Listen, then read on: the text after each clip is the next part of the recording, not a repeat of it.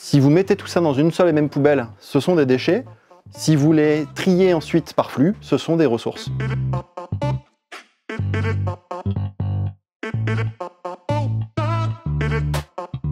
Comment est née cette idée? C'est en rencontrant Maxime et Vincent de Synchronicity qui avaient une idée originale d'organiser une collecte décarbonée douche en milieu urbain.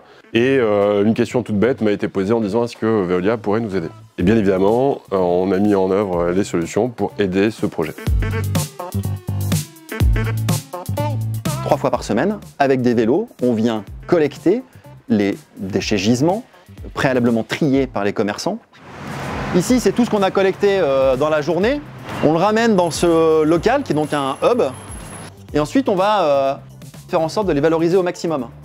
Les cagettes, qui peuvent être réemployées, ça, c'est des cartons qui vont partir également en réemploi. Si le carton est trop abîmé, dans ce cas-là, on utilise une presse et on en fait des balles. Et c'est Veolia qui viendra récupérer l'ensemble de ces gisements qu'on aura triés sous les différents flux. On a un opérateur qui vient avec un camion, charge le camion de tous ces déchets pour ensuite être envoyé en filière de recyclage-valorisation.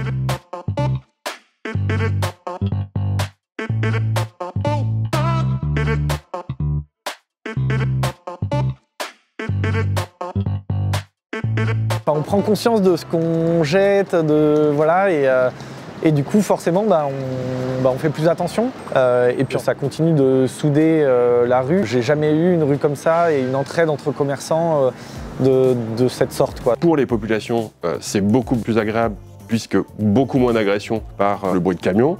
Et puis également d'un point de vue visuel, c'est toujours plus agréable de voir des vélos que plutôt de voir des gros camions qui font du bruit et qui klaxonnent. C'est ce qu'on appelle des POC, des preuves de concept. On lance les choses, on regarde, on prend ce qui marche.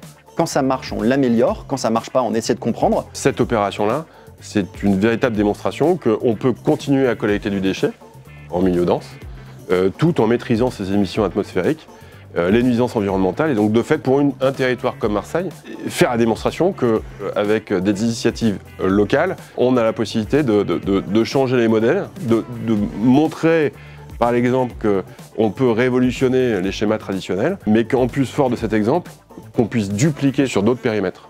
Marseille utilisera et s'appuiera sur ces exemples-là pour motiver sa candidature dans le cadre de l'appel à projet 100 villes décarbonées Marseille 2030.